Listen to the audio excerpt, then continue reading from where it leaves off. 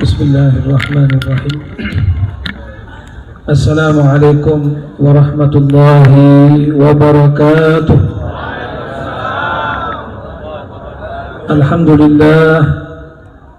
Alhamdulillahilladzi tafaddala alaina bijazili in'amih. Ashhadu an la ilaha illallah wahdahu la syarika lah, syahadatan tunji qailaha yawma liqa'ih. وأشهد أن سيدنا وحبيبنا محمدا عبده ورسوله خير البريات وسيد عباده. اللهم صل وسلم على سيدنا محمد. اللهم صل وسلم على سيدنا محمد وعلى آله وأصحابه. أما بعد، فقال الله تعالى في كتابه الكريم وهو أصدق القائلين: ولله على الناس حج البيت من استطاع إليه سبيلا. وقال تعالى أيضا: وأتموا الحج والعمرة لله. صدق الله العظيم. Yang kami hormati para alim ulama, tokoh masyarakat, para ustadz, para kiai yang hadir pada kesempatan yang mulia ini, yang kami hormati Sahibul Hajah, Sahibul Bait, Bapak Budi Hartono sekeluarga, hadirin hadirat tamu undangan sekalian yang dirahmati Allah. Puji syukur kita haturkan kehadirat Allah di malam yang penuh dengan berkah ini. Kita bisa menghadiri undangan Sahibul Bait dalam rangka walimatul hajj atau walimatus safar ilal hajj, di mana beliau Bapak Budi Hartono beserta istri yakni Ibu Fatmawati insyaallah sebentar lagi akan menunaikan ibadah haji, dipanggil oleh Allah Subhanahu wa taala ke tanah suci untuk menjadi tamu Allah, dan dipanggil oleh Nabi Muhammad untuk menjadi tamu Rasulullah sallallahu alaihi wasallam. Mudah-mudahan harapan kita semuanya, insya Allah beliau beserta istri dan semua jamaah haji insya Allah diberikan kelancaran oleh Allah, diberikan kemudahan insya Allah selama melaksanakan rukun, sunnah, wajib haji dan sebagainya. Insya Allah senantiasa dibimbing oleh Allah Subhanahu wa ta'ala, dan nantinya kembali ke tanah air dalam keadaan selamat, tidak kekurangan suatu apapun, dan mendapatkan haji yang mabrur. Amin amin ya rabbal alamin. Dan juga kita berdoa kepada Allah, karena yakinlah para rawuh, ketika kita berkumpul seperti ini pasti ada di antara kita yang doanya diterima oleh Allah, pasti. Bahkan ada ulama yang mengatakan tidaklah berkumpul 40 orang dengan niat yang baik, 40 orang dengan niat yang tulus, kecuali salah satu dari 40 itu adalah waliullah, orang yang dekat dengan Allah.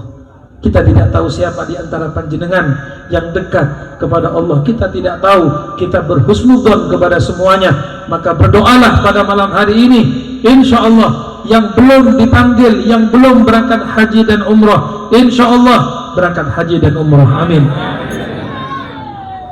Minta sungguh-sungguh kepada Allah, hadirin. Minta sungguh-sungguh kepada Allah. Ada seorang ulama yang mengatakan,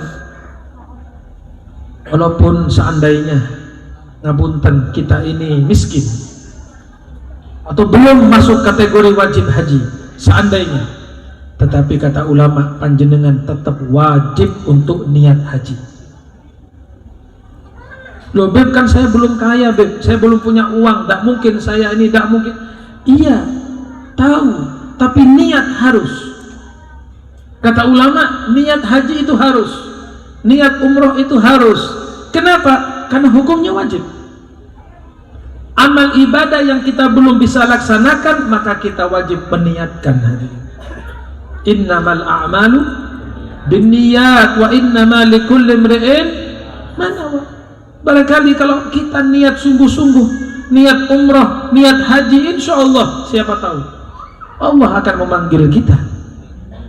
Mohon maaf kalau urusan berangkat haji, berangkat umroh ini ternyata nggak harus orang kaya, nggak harus. Buktinya apa? Banyak orang kaya tidak berangkat haji. Gini apa gini?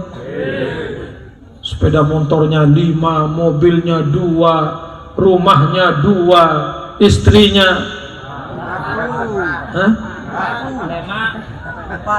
tapi nggak berangkat uang Masya Allah tiap bulan pendapatannya jelas, tapi kenapa dia belum berangkat haji?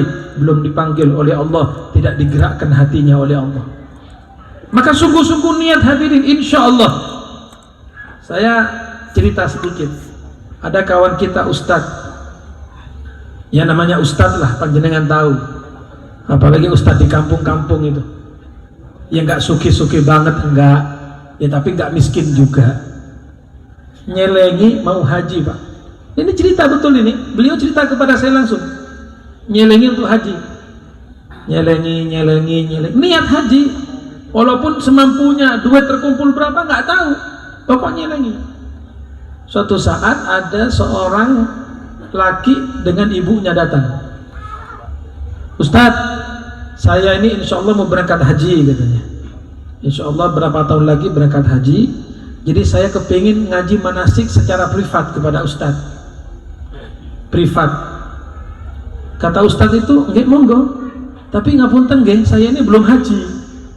Sebab biasanya kalau bab haji ini akan lebih mantep, akan lebih akurat, akan lebih sempurna kalau sudah berangkat haji. Betul Pak? Nggih.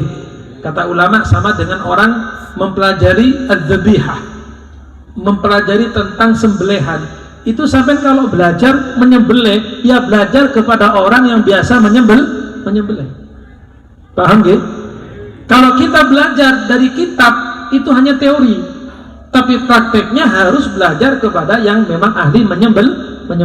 Di situ akan terang, di situ akan lebih jelas. Maka kalau kita belajar bab haji, bab umroh, akan lebih jelas kalau belajarnya kepada orang yang sudah haji dan sudah umroh. Itu akan lebih jelas. Nah, jadi ustadznya mengatakan, ngapunten, saya belum haji, belum umroh, jadi saya mengajar sesuai dengan kitab. Oke, monggo ustadz, pun privat, belajar 1 kali, 2 kali, 3 kali. Ya namanya sudah tua ya. Lalu si ibunya bilang begini, "Leh, apa Bu? Aku kok ruwet sih ngene iki." Lho yo napa Bu? Ngene wis, Ustaz iki ngaji no pisan wis. Engko cek di kono ae wis enak wis. Langsung dibimbing di sana aja. Wis iki Ustaz ngaji no pisan wis. Loh, subhanallah. Langsung katanya orang tadi, "Ustaz ngapunten pundi KTP nih, pundi kakaknya." Langsung ngurus paspor, langsung berangkat tahun itu haji. Dan beliau cerita kepada saya, "Beb, yang celengan masih utuh Beb," katanya. Celengan masih utuh. Dan itu Pak, artinya apa? Kalau urusan panggilan Allah nggak nunggu kaya. Banyak orang kaya belum haji kok. Ngapunten, mungkin yang hadir ini sudah kaya-kaya tapi nggak berangkat juga. Beb, masih mau bangun ruko katanya. Oke, ruko sudah bangun. Kok belum daftar? Beb, anak saya mau kawin. Oke, anaknya sudah menikah. Kok tidak daftar? Beb, abinia boleh. Ada saja alasan, subhanallah. Ngapunten nggih para rawuh nggih. Ada saja alasan, pengin ini. Pak, Bu, haji itu rukun Islam. Bukan main-main loh. Rukun apa? Islam, arkanul Islam khamsatun. Rukun Islam itu 5, yang terakhir adalah haji. Mungkin apa enggak? Itu rukun Islam loh, bukan main-main itu. Rukun Islam ada 5. 1 membaca 2 kalimat syahadat, sholat, zakat, puasa. Kelima haji. Jadi haji diperintah Pak. Makanya kalau ada orang sudah kategori mustati, kategori mampu belum berangkat haji, berarti dia seakan-akan tidak mau untuk menyempurnakan Islamnya. Lu kan nemen, uang punya, harta melimpah, semuanya ada, bahkan mau daftar yang plus juga bisa, tapi sampai sekarang belum juga daftar. Yang kita khawatirkan, mohon maaf, dia keburu meninggal dunia, belum sempat menjalankan kewajiban hajinya. Itu Pak yang ditakutkan. Ada seorang ulama tabi'in bernama Al-Imam Sa'id ibn Musayyib radhiyallahu an. Beliau itu katanya kalau ada jenazah, wonten tiang setro, beliau diminta jadi imam. Ulama tabi'in namanya Imam Sa'id ibn Musayyib. Sebelum menyolati beliau tanya, yang mati ini orang kaya apa orang miskin? Orang miskin imam. Oh ya, kalau miskin saya nyolati. Beliau nyolati jadi imam. Allahu Akbar. Tapi kalau ditanya ini orang kaya apa miskin? Kaya. Tiang suki. Beliau tanya lagi, sudah haji atau belum orang ini? Sampun yai, sampun imam, sudah haji? Oke, ayo aku nyolati. Tapi kalau ditanya apakah dia sudah haji, ternyata jawabannya belum, kaya belum haji, kata beliau, sallu ala akhikum, maaf, kalian silahkan menyolati, tapi aku tidak mau menyolatinya.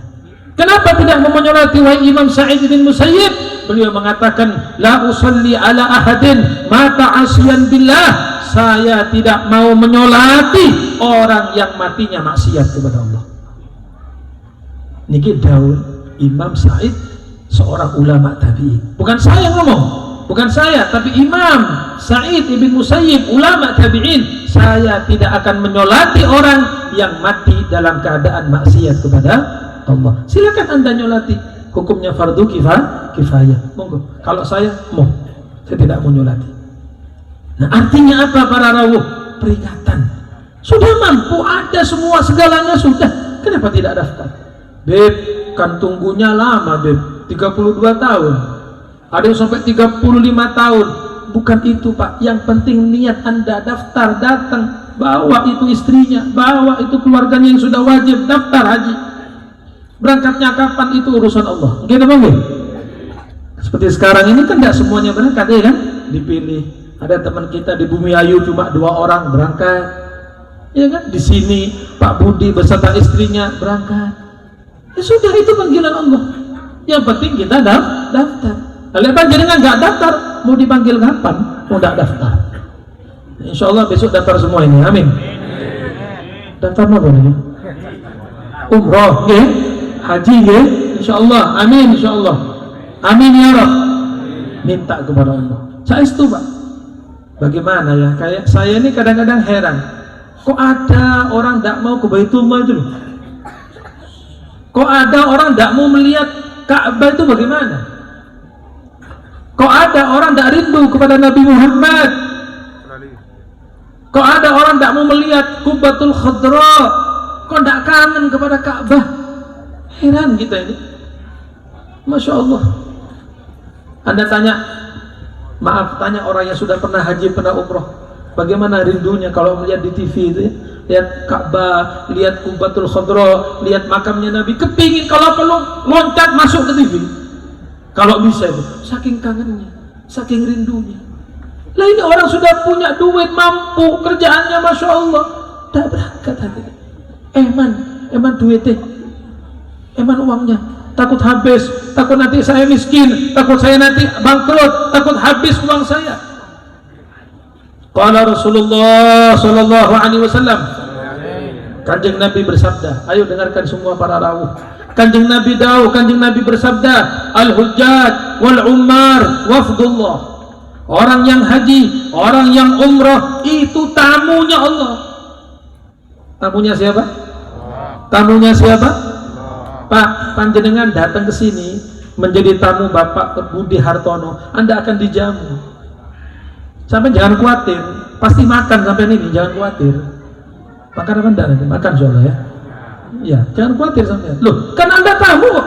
Tamu akan dihormati. Tamu akan dijamu oleh Syekhul Bait. Iya, bukan hanya makan, insyaallah pulang dapat berkatan semua. Amin. Insyaallah ada berkatannya, insyaallah. Dapat sarung satu-satu semua, insyaallah. Insyaallah. Oh, jangan BHS, Pak. Ya Wadimor lah, tidak apa-apa ya. Ya kalau panjenengan enggak, ya yang minimal yang ceramah, ngoten ya. Allahumma sholli ala Muhammad. Lu kenapa Anda dihormati? Tamu. Panjenengan tamu. Ada Syekhul Bait siap menjamu Anda, menghormat Anda. Bayangkan bagaimana kalau menjadi tamunya Allah. Tamunya Allah, Pak. Tamunya Allah, hadirin. Allah sahibul baitnya, Allah tuan rumahnya. Nabi Muhammad di Madinah sahibul baitnya, sampai ziarah kepada Nabi Muhammad, Rasulullah ada di situ. Nabi menyambut panjenengan.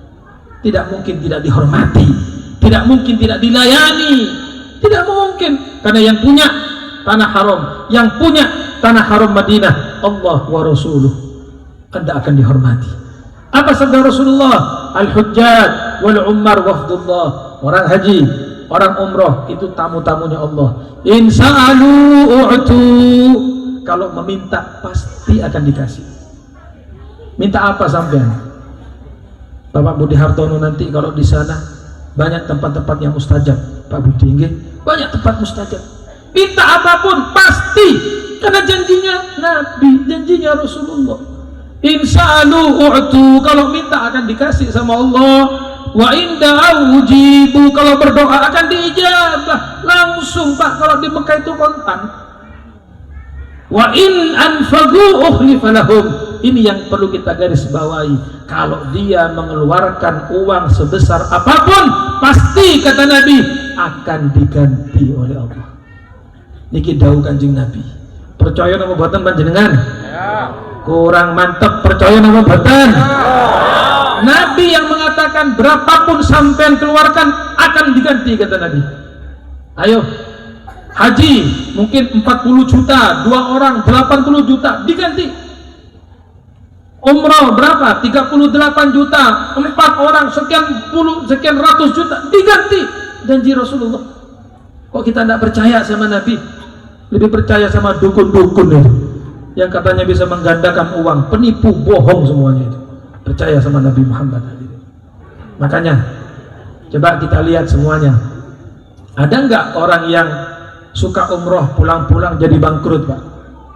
Mana orangnya mau tahu saya?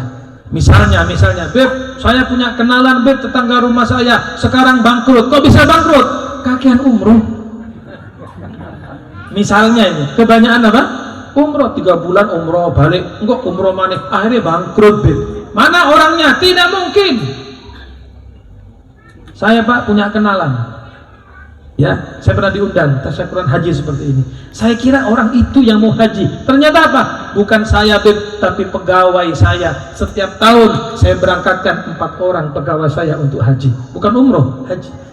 4 orang. Pak, kalau 1 orang anggap 40 juta kali 4 berapa? 160 juta.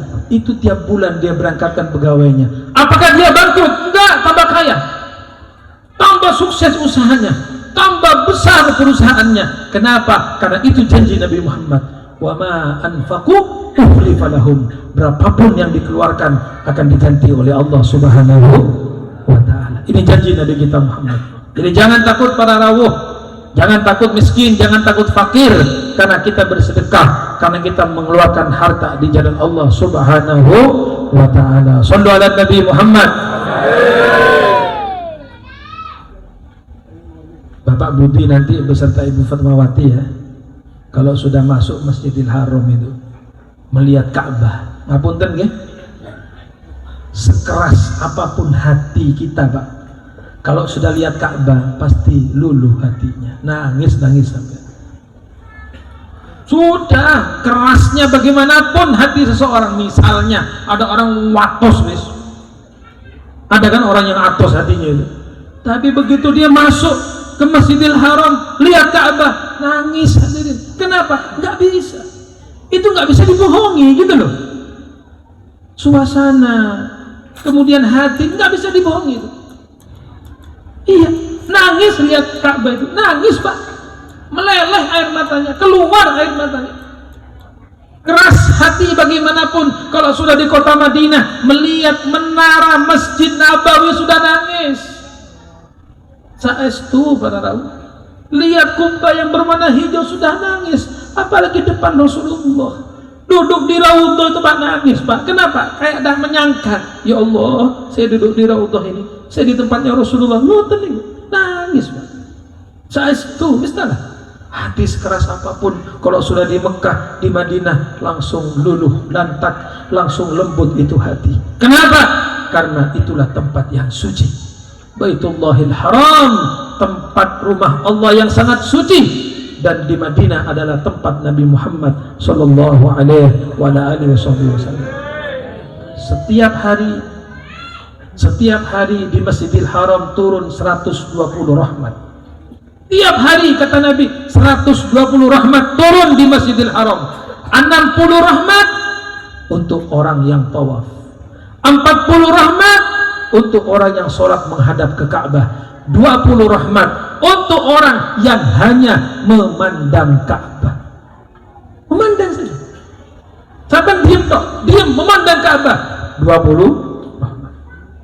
Tawaf dapat 60, sholat dapat 40, memandang saja dapat 20 rahmat. Di mana lagi kalau bukan di tanah haram? Di mana lagi kalau bukan di Makkah Al-Mukarramah? Satu amal ibadah yang panjenengan lakukan di sana kata Nabi akan dilipat gandakan 100.000 kali lipat. Saya ulangi, 100.000 kali lipat. Terus Pak Budi nanti kalau sholat di Masjidil Haram 1 rakaat seperti Anda sholat di sini 100.000 rakaat. Kalau di Masjid Nabawi 1.000 kali lipat. Coba. Makanya saya heranlah kalau ada orang kaya tapi nggak berangkat haji, heran saya. Heran, orang sudah kaya nggak mau ziarah Nabi Muhammad, nggak mau jadi tamunya Nabi Muhammad, heran saya. Ayolah bapak-bapak, ini acara bukan hanya untuk Bapak Budi tapi untuk kita semuanya yang hadir. Gerakkan hati kita, ya, monggo, niatkan sungguh-sungguh. Ya Allah, kepingin, ya Allah, pingin berangkat, pingin umroh, pingin haji. Insya Allah sebentar lagi Allah akan mengabulkan doa kita. Amin ya rabbal alamin. Yang terakhir para rawuh, saya mau cerita sedikit. Saya tadi dikatakan di awal bahwasanya orang yang datang ke Mekah itu tamunya Allah, yang datang ke Madinah tamunya Rasulullah. Niki wonten cerita Pak. Ada cerita satu orang ziarah kepada Nabi, ziarah ke Madinah. Sekian hari habis bekalnya habis, uangnya habis. Akhirnya dia datang kepada Rasulullah. Dia mengadu kepada Nabi Muhammad di depan makam Nabi. Dia bilang apa? Ya Rasulullah, saya tamumu ya Rasulullah. Ana dhaifak ya Rasulullah. Ana dhaifak ya Rasulullah. Saya tamu Anda ya Rasulullah. Sekarang saya habis perbekalan. Enggak ada, saya enggak punya apa-apa ya Rasulullah. Dia mengeluh kepada Nabi Muhammad. Lalu dia tertidur hadirin di tiang masjid, ketiduran orang ini. Dalam tidurnya dia bermimpi Nabi Muhammad SAW. Dalam tidurnya dia mimpi Nabi Muhammad. Nabi Muhammad keluar dari kamar beliau membawa sepotong roti, hadirin, roti diberikan kepada orang ini. Nah, kamu kan katanya lapar, ini roti ini. Masya Allah, terima kasih ya Rasulullah. Dalam mimpi ini diambil roti itu dibagi dua, separuh dimakan, yang separuh dipegang di tangannya. Subhanallah, ketika orang itu ngelilir bangun dari tidurnya, ternyata separuh roti masih ada di tangannya. Ya, yang tidak percaya tidak apa-apa, yang tidak percaya boten nopo. Tapi saya yakin kita semua percaya. Kenapa? Karena Rasulullah ada di situ, kita tamunya Rasulullah. Lebih kan Nabi sudah meninggal menurut kacamata kita, tapi tidak meninggal menurut Allah Subhanahu wa taala. Wala tahsabanna alladziina qutilu fi sabilillah amwat bal ahya'un 'inda rabbihim yurzaqun. Kalau orang yang mati syahid saja kata Allah, mereka tidak mati, mereka hidup di sisi Allah. Apalagi Nabi kita Muhammad, apalagi Rasulullah, hidup beliau Pak ada di situ. Rasulullah ada di kamar itu, Nabi Muhammad. Bahkan ulama mengatakan setiap kali aku salam kepada Nabi, aku mendengar jawaban dari Nabi, waalaikumsalam, waalaikumsalam. Mohon maaf kalau ada yang tidak percaya dengan cerita tadi, kita serah panjenengan. Tapi inilah hikmahnya, inilah cerita hakikatnya, bahwa orang yang datang ke Madinah adalah tamu Nabi Muhammad dan akan dijamu oleh Nabi Muhammad, dan roti itu masih ada digenggam di tangannya ketika dia bangun tidur. Lalu dia mengatakan apa? Alhamdulillah, aku diberi roti oleh Nabi Muhammad. Ini roti dari Rasulullah, maka roti itu dia simpan baik-baik, karena itu dia dapat dari Nabi, walaupun hanya dalam mimpi, tetapi faktanya, kenyataannya dia mendapatkan roti itu. Allahumma sholli ala Muhammad. Mudah-mudahan kita semuanya dimudahkan oleh Allah untuk ziarah ke Baitullah. Amin. kita dimudahkan ziarah ke Baitullah, kita dimudahkan ziarah kepada Nabi Muhammad. InsyaAllah semua yang hadir, bapak-bapak, ibu-ibu, semuanya yang hadir ini, InsyaAllah segera menjadi tamu-tamunya Allah, menjadi tamu-tamunya Rasulullah. Mudah-mudahan Allah Subhanahu wa ta'ala mengabulkan doa kita, mengabulkan hajat-hajat kita ya Rabb. Mudah-mudahan Allah Subhanahu wa ta'ala memperkenankan kita untuk melihat Ka'bah Al-Musharrafah, melihat Ka'bah Al-Musharrafah, tawaf di Ka'bah Al-Musharrafah. Mudah-mudahan Allah Subhanahu wa ta'ala memperkenankan kita melihat makam Nabi Muhammad, berziarah ke makam Nabi Muhammad, datang ke masjid Nabi Muhammad. Mudah-mudahan Allah Subhanahu wa ta'ala menerima hajat kita, menerima doa-doa kita. Mudah-mudahan Bapak Budi Hartono beserta Ibu Fatmawati dan semua para jamaah haji, jamaah umrah, insyaallah diberi kemudahan oleh Allah, diberi kelancaran oleh Allah, pulang membawa haji yang mabrur, pulang membawa haji yang mabrur, pulang membawa haji yang mabrur. Allahumma ja'al hajjana wa hajjahum hajjan mabrura wa sa'yan mashkura wa dhanban maghfura wa tijaratan lan tabura. Allahumma arzuqna ya Allah ziyarah Makkah wal Madinah. Allahumma arzuqna ziyarah Makkah wal Madinah. Allahumma arzuqna ziyarah Makkah wal Madinah. Allahumma arzuqna ziyarah al-haramain asy-syarifain bihaqqi sayyidina Muhammad sayyidil kaunain. Allahumma arzuqna ziyarah baitikal haram wa ziyarah nabiyika Muhammad alaihi salatu wassalam. Allahumma ij'alna ya Rabb min duyufik wa duyufi habibik Muhammad sallallahu alaihi wasallam. Rabbana atina fid dunya hasanah wa fil akhirati hasanah wa qina adzaban nar. Wa sallallahu ala sayyidina Muhammadin wa ala alihi wa sahbihi wasallam. Walhamdulillahi rabbil alamin. Bisirril Fatihah. Bismillahirrahmanirrahim. Iyyaka na'budu shiratal ladzina an'amta ربنا تقبل منا انك انت السميع العليم وتب علينا انك التواب الرحيم. صلى الله على سيدنا Muhammad wa alihi wasallam. Walhamdulillahi rabbil alamin. Terima kasih atas segala perhatiannya. Mohon maaf atas kekurangan. Wal afu minkum. Assalamualaikum warahmatullahi wabarakatuh.